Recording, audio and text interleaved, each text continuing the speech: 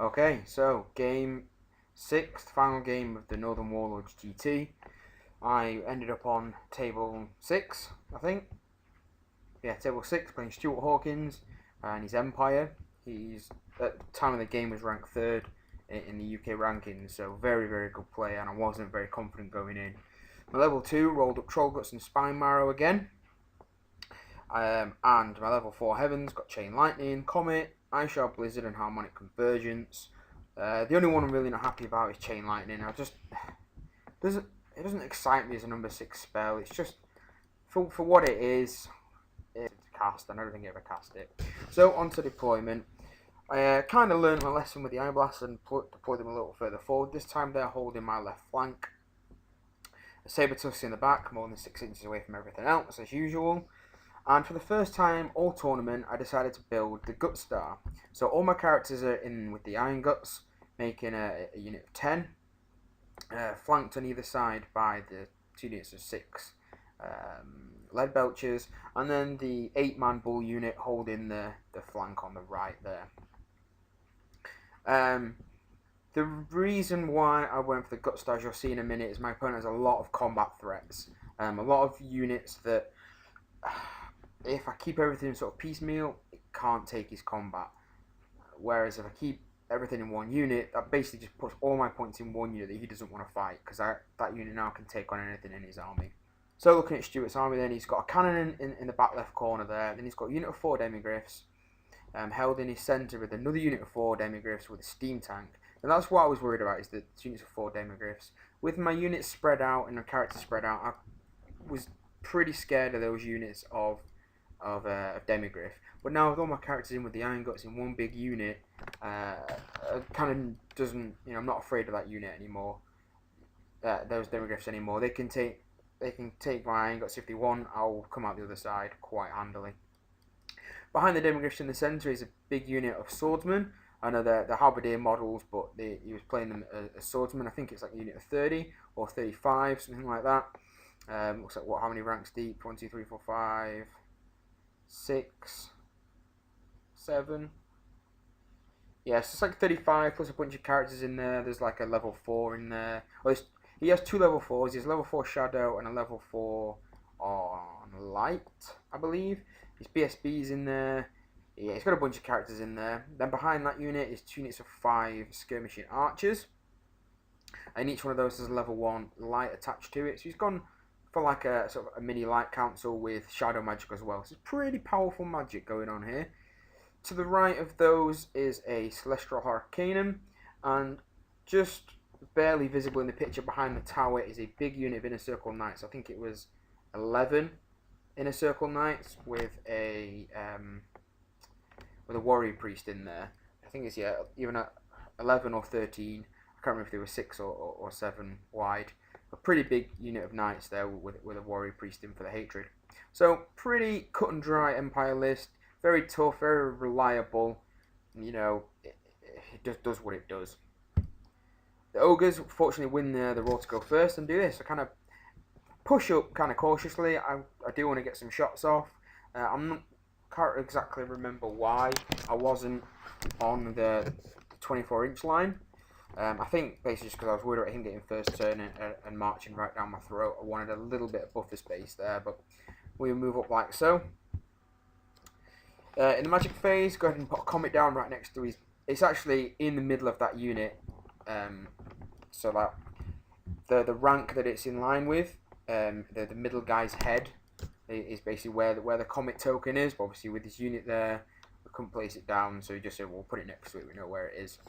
So that's going to force his hand to move everything away from that the Comet token. Otherwise, he's going to lose his Archer bunkers and things. In shooting, one of my Iron Blasters takes out his cannon, which is very important for winning the shooting war. Now he only has 1 cannon on the steam tank, and I've still got both of my cannons up and running, so that's all good there. And the other cannon goes ahead and puts 4 wounds on the steam tank. So really good first shooting phase there from the Iron Blasters. Hopefully the steam tank will now misfire in his turn.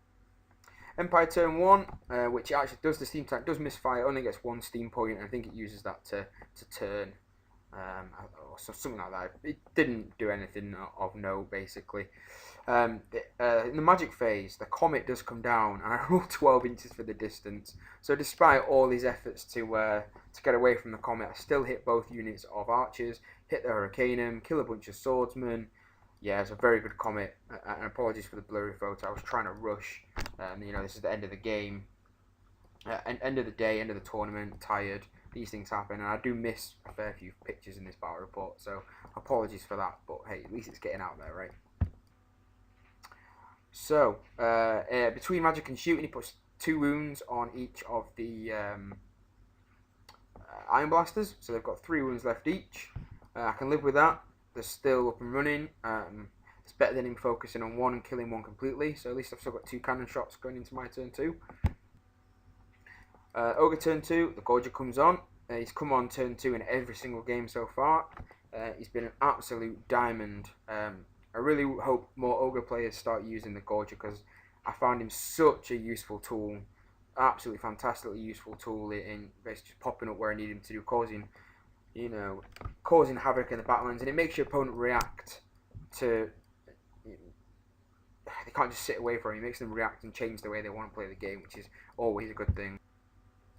Rest of the movement looks like this. Just kind of move up around. I'm cautious about the knights coming around that rock, which is, as per the rules of the tournament, counts as infinitely high and blocks line of sight. So my saber tucker is nicely just hiding behind it, ready to chaff him up if he does move around, and I can shoot him with my lead belts and all kinds of stuff. It's playing with terrain like that. It's annoying, but it does open up like more tactical options within the game. So it's kind of good and bad. I think this picture just showing me keeping a bit of distance between me and those demigryphs. Everything's out of their max charge.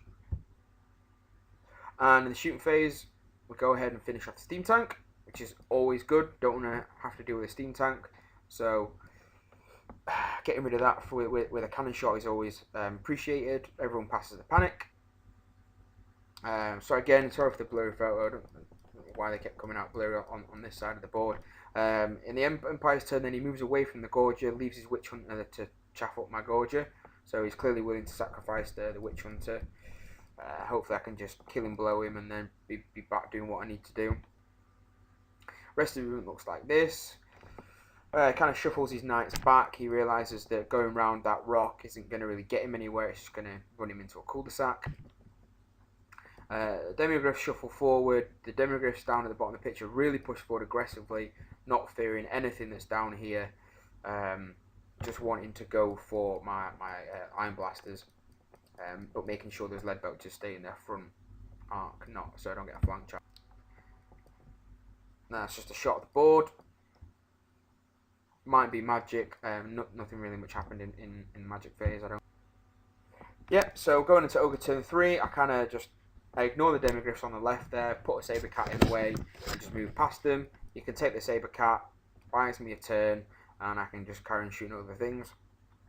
Everything is now focused in on those demigryphs in the centre, because now the knights are blocked by that hill. They can't see my lead belchers, because the hill is infinitely high and blocks line of sight, blah blah blah.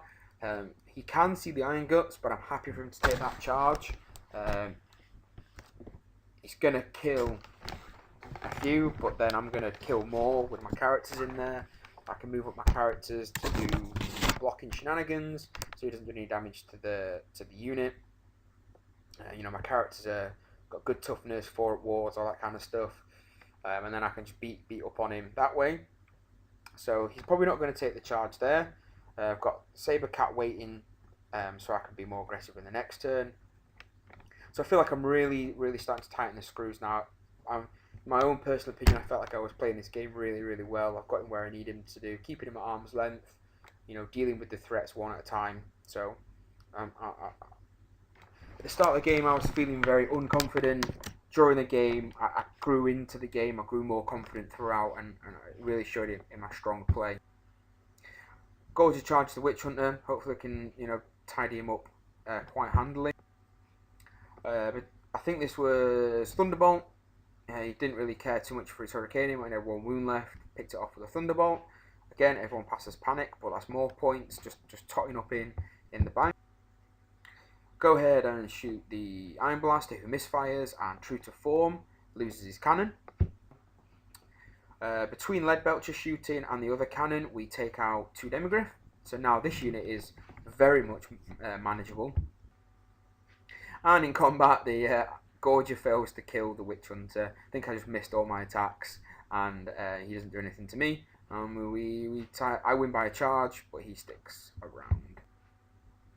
Empire turn 3. I think this was him killing one of my Iron Blasters. Probably from a banishment. Yeah, I think this is the magic phase. I've missed a picture of the movement phase. Like I said, I missed a few pictures because it's the end of a 6-game tournament. I was frazzled. I was having an amazing game. I'm going to talk about the game and about Stuart at the end. So, yes, apologies for missing the movement phase. But it looks like banishment takes out one of my Iron Blasters. And then he drops the ballistic skill of the Lead Belchers down by 1. But I wasn't really bothered too much about that, so I let it go. It goes ahead and, of course, kills the Saber Tusk and overruns. And we do manage to get rid of the Witch Hunter. We actually kill and blowed him this time, so that was good. Just chops his head off. Into Ogre turn 4 then. So I just push up aggressively. I saw an opportunity here, and this is... I'm still trying to decide whether this is me being cheeky or me being genius. I push everything up. The closest, so from the perspective of the Demigryphs, the closest Lead Belchers are out of his charge arc. He can't see them. The further away Lead Belchers are outside of his maximum charge range. Now, he can see, and it is within his, fairly easy charge arc, the guy in my back rank of my Iron Guts, but he's only got 1 wound left. And I have Grut Sickle. So I pushed him up, knowing that I could kill that guy off with Grut Sickle, and he would have no charges on. So comment below if you think that's me being genius or cheeky, because at the time when I saw that, I was like, I'm doing it. That's amazing. So I push up the Iron Guts there. The Demigryphs have got an easy charge on, and then I just Grut Sickle that guy in the back rank, and now he can't see him. Just, in my opinion, an amazing bit of play that move the Iron Blaster down here to get a flank shot into the Demis. Hope there. And the Gorger charges the rear of his swordsman. I'm going to hold him up forever now because he's hits me on 4s, wounds me on 6s, but I'm unbreakable, so he can win combat all day. Doesn't matter. And I'm just going to be, chomping away at his unit with 5 attacks plus a stomp, and I'm just going to whittle this unit down and down and down. Go ahead and put Spine Marrow onto the Iron Guts just in case anything weird happens. He has got a couple of charges on onto my Iron Guts, so just in case anything weird happens, like he gets a unit in and gets a bit lucky in combat and I do end up losing, just make myself stubborn just in case. And then the cannon goes ahead and does hit the Demigryphs, but only kills the first guy and then fails to wound the second one, so a bit of an anticlimactic shot there. End of combat, he actually does a couple of wounds to me, which was surprising. I thought I would last a lot longer than I did, but I killed sort of 3 or 4. I do lose combat on static, but I'm unbreakable, so it means absolutely nothing. If you can kill me or not. And then this is the end of Empire turn 4, so I missed quite a lot here. He charged my Saber Tusk that was chaffing up his knights, which is of course going to happen, and then he reformed on top of the hill like that. But more importantly, he charged the 2 Demigryph into my Iron Guts, and he cast Mind Razor on them. And I didn't even try to stop it. I just let it go, and I saved my dice to stop the Enfeebling Foe, the one that drops your strength. Because my reasoning being, it was only 2 Demigryphs. It wasn't a lot of attacks. I only took 4 wounds from 2 Mind Razor Demigryphs. But then me being strength 7 on the character, strength 6 on the unit, I just battered the 2 Demigryphs. And that was what was important, was keeping my strength high so I could do the damage and punch through his armour, as opposed to stopping Mind Razor. So I let him have Mind Razor and kept my strength high. and completely wiped out the demigryphs. And that's what happened, really, in Empire Turn 4. The swordsman couldn't wound the Gorger, killed a few more swordsmen, we stuck around, and that was about it. The demigryphs in the bottom of the pitch that you can't see, I think they basically swing around to face the rear of my Iron Gut unit. Ogre turn 5 then, so I push everything forward. The Iron Guts charges knights. They know full well they don't want to take that charge, so they flee. Unfortunately, there was nothing else within range that could declare another charge to push them off the board. I think maybe the bulls might have charged and pushed them a little bit further, but I'm not too sure. Either way, they're there fleeing. Not much goes on there. In the magic phase, I go ahead and put Ice Shard Blizzard on the knight unit just to make their rally test a little bit more difficult. And that is it. I think I put Spine Marrow up on my guts again as well. In the shooting phase, we go ahead and we try and shoot the demigryphs again, but nothing happens. Yep, so Spine Marrow goes up on the gut, and there's the Ice Shard Blizzard going on the knights. So, in Empire Turn 5 then, he goes ahead and basically he has to miscast. The Knights rally, unfortunately, they were on, I think, an 8 with a reroll, and they got it. So, they could have failed it, but you know, they didn't.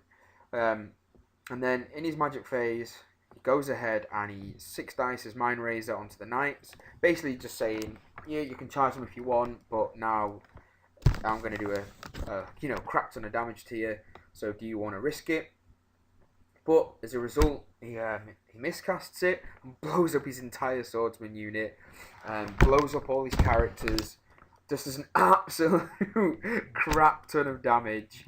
Basically just handed me the game. So I don't even need to charge the knights now. He's giving me so many points. He's giving me both his level 4s who were taking wounds earlier in the game. Give me his BSB who'd taken a wound earlier in the game. Yeah, it's just just giving me so much points there that but that's what happens. You know, that's the way it goes. Ogre turn 6 then. The Gorger mops up what was left of the unit there. The Lead Belchers move up. Oh, so actually, sorry, no. The Gorger moves up in front of those knights just to chaff it up, because I don't want them charging me at any point. You've noticed there's a bit of a gap in the gut unit there. I've not rearranged the unit yet because the butchers bailed out backwards to chaff up the demigryphs that are behind. They're going to charge me in the rear. So basically, this is the last turn.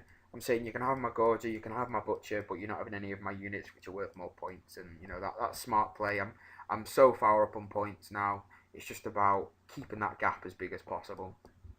Just circling around the knights. I'm not going to be able to do any damage to them really. Can stand off at this point. So there you go. There's the Butcher chaffing up the demigryph. You know, just stopping them from charging the rear of my Iron Guts or any of my units. You can have my Butcher. He's only sort of 100 something points, like 150 points. I can't remember my list. Iron Blaster goes for a flank shot again, and I don't think he does anything. Empire turn 6 then, so this was absolutely fantastic. So the demigryph charge. The Knights charge the Gorger and kill him. Obviously, they're Mind Razored. Lots of attacks will be rolling to hit. That was a given. The demigryphs go ahead and charge the Butchers to try and get those points. I think they only do a single wound to him. I don't do anything to him. I break from combat and I get away. I get away from the demigryph. So he did his job of protecting all my units. He was going to sacrifice himself, and he didn't even die. So I got the best of both worlds. It was absolutely fantastic. But that's the end of the game. Ended up a massive win for the Ogres. He killed my Saber Tusks and an Iron Blaster, and that was it. You know, that's barely 200 points. Whereas I got all these characters. I got some Demigryph, the Steam Tank, his Swordsman, his Cannon, Yeah, I got so many points out of it. It was a huge win, but Stuart was an absolute legend, and this was probably the best game of Warhammer I've ever played. So kudos for Stuart for that. It was just an amazing game with like it was two guys who were competitive gamers. We knew what we were doing. We knew what the other guy wanted to do. There was none of this sort of finagling over millimeters and angles and arcs of sight. It was just that unit wants to do that. Yeah, that's fine. We'll play it that way next turn. It was just two relaxed, cool guys, not being arsy about any rules or whether it was perfectly on the millimeter. And it was just an amazing game. So absolute fantastic kudos for Stuart for giving me such a great game. And it's nice to see that people out there are still like that, and not like some people that play a recent tournament when in fact it's another story for another day. Basically just some people are arseholes, massive arseholes. But this game was absolutely fantastic. We both were just complete understanding of what the other guy wanted to do. At any one time, there was instances where it's like, right, you demigods want to be there, they want to see everything, yep, that's fine. Demigods want to move there, yep, they don't want to be flanked, that's fine. And it was just, the game was so smooth, so much fun, it was quick, it was just, it was so much fun, it was a great game. So, with that in mind, I finished the tournament 5-1, which was good enough for a 6th place finish. I couldn't get the podium, the results above me didn't go my way. The sort of players I needed to draw didn't, players I needed to lose didn't. I could have snuck onto a podium, but it wasn't to be. But 6th place out of 88 players, I think. Pretty damn good. It catapulted me quite high up the rankings. Considering I've only been to like 2 ranked events, I'm fairly high. This tournament got me a lot of rankings points. And it was fantastic to actually get to sort of my first proper GT, ranked event. Really good fun. Had 6 really good games. Got to play against a number 3 ranked player in the UK. Got to play against an ETC team coach along the way. 4 other great guys. 6 fantastic games of Warhammer. Great tournament as usual. The compact left a lot to be desired, but there's very few compacts out there that are perfect. Well, there's very few that are good. There's pretty much none that are perfect. But yeah, all around great tournament. Enjoyed it. Loved playing with the Ogres. It was a really good change of pace from the High Elves. I'm wanting to get back to the High Elves in future tournaments though. Got one coming up fairly soon, which is a team tournament, which will be really good to battle report on actually, because there's a sort of a secondary layer of tactics involved in team tournaments, which we'll talk about in another video. So yeah, really good tournament, really impressive showing from the Ogres. Really enjoyed the list, how it played, and I won best Ogre player by a country mile. I finished 6th, and the next Ogre player was like down in the 30s or 40s position. It was an absolute cakewalk for me winning best Ogre, which is fantastic. Again, placed 6th, so a top 10 finish at a GT with best in race. Couldn't be happier with the result, other than getting a podium, but hey, it was a tough field. There's a lot of good players there. So thanks for watching, guys. Hope you enjoyed the series. Glad it's finally done and I can wash my hands of it. It's been sat on my desktop, been sort of screaming at me to finish for months now, but it's done. Hope you enjoyed it, and we'll get back to a more regular scheme of videos in the very near future. So peace out, guys. See you on the next one.